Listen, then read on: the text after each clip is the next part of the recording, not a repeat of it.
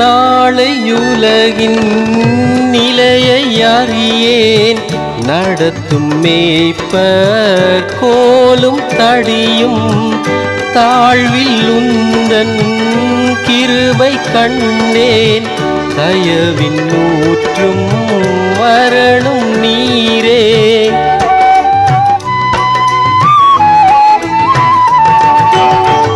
நாளையுலகின் நிலையை அறியேன், நடத்தும் மேய்ப்பர் கோலும் தடியும், தாழ்வில் உந்தன் கிருபை கண்டேன், தயவின் ஊற்றும் மரணம் நீரே.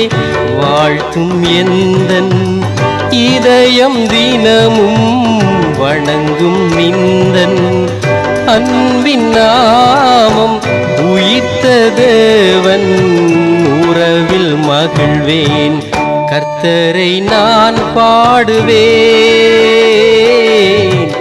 அவரை நான் போற்றுவேன்,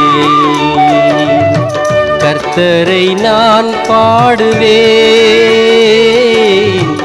அவரை நான் போற்றுவேன். கர்த்தருக்குள் அன்பானவர்களே, அனுதினமும் கிறிஸ்துவுடன் தியான வேளைக்கு உங்களை அன்புடன் அழைக்கிறோம்.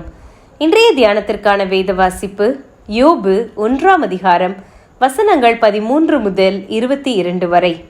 தியானத்திற்கான தலைப்பு இருண்ட மேகம். எங்களை சோதனைக்குட்பட பண்ணாமல் தீமையினின்று எங்களை ரட்சித்துக் கொள்ளும். லூக்கா 11:4. தினமும் ஜெபிக்கிறேன், வேதமும் வாசிக்கிறேன், ஆனாலும் நான் அடிக்கடி விழுந்து போகிறேனே. பலவித சோதனைகள் என்னை தாக்கும் போது ஒரு இருண்ட மேகத்துக்குள் மறைக்கப்படுகிற உணர்வு ஏற்படுகிறது. நிலையற்றவள் போல ஆடி போகிறேனே என்றால் ஒரு வாலிப பெண். நீ ஜெபத்தையும் வேத வாசிப்பையும் ஒரு கடமையாக செய்கிறாயா என்று கேட்டபோது, அப்படி நான் சிந்தித்ததில்லை, ஆனால் ஒவ்வொரு நாளும் இதை செய்கிறேன் என்றாள் அந்த பெண். இந்த பெண்ணுக்கு மாத்திரமல்ல, நம்மில் எத்தனை பேர் வெளியிலே சொல்ல வெட்கப்பட்டு காரியங்களை நமக்குள் அடக்கி வைக்க பார்க்கிறோம்.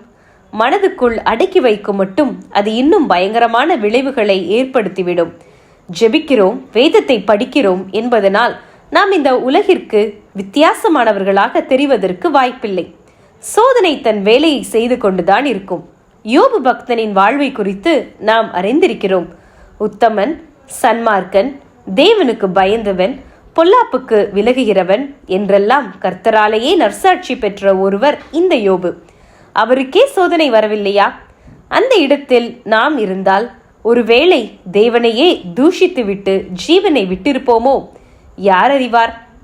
யாருக்கு சோதனை வரும், யாருக்கு வராது என்று வரையறுக்கக்கூடியவர் யார்? நாம் எல்லோரும் பாவம் செய்து ஏகமாய் கெட்டு போனவர்கள். ஆகவே இந்த பாவ உலகின் சகலமும் நம்மை ஆட்கொள்ளும் அபாயம் இருக்கத்தான் செய்யும். அதற்காக நாம் சோர்ந்து போகலாமா? விழித்திருந்து ஜெயம் எடுக்க வேண்டாமா?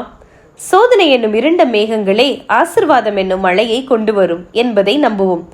ஆம், உலகத்திற்கும் உலகத்திற்குரியவர்களுக்கும் இல்லாத ஒரு பெரிய பாக்கியம் நமக்குண்டு. அதுதான் கிறிஸ்துவின் இரத்தம். நமது பாவத்துக்காக சிந்தப்பட்ட அந்த இரத்தத்தை விசுவாசித்து நமது ஜெபங்களை விழிப்போடு ஏறெடுப்போம். ஆண்டவரே, நான் பலவீனமானவள் என்பதை என்னை பார்க்கிலும் அதிகமாக அறிந்தவர் நீர். நான் சோதனைக்கு உட்படக்கூடிய இடத்திலிருந்து என்னை விலக்கி காத்துக்கொள்ளும் என்று ஜெபித்தாள். மேலே நாம் கண்ட அந்த பெண். அதன் பின்னர் காரியங்கள் மாறத் தொடங்கின. ஆம், பாவ சோதனையோ, அநீதின் சோதனையோ, துயர சோதனையோ எதுவானாலும் நாம் ஆண்டவர் அண்டைக்கு வருவோம். அவர் நிச்சயம் நம்மை காத்துக்கொள்வார். ஜெபம் செய்வோமா?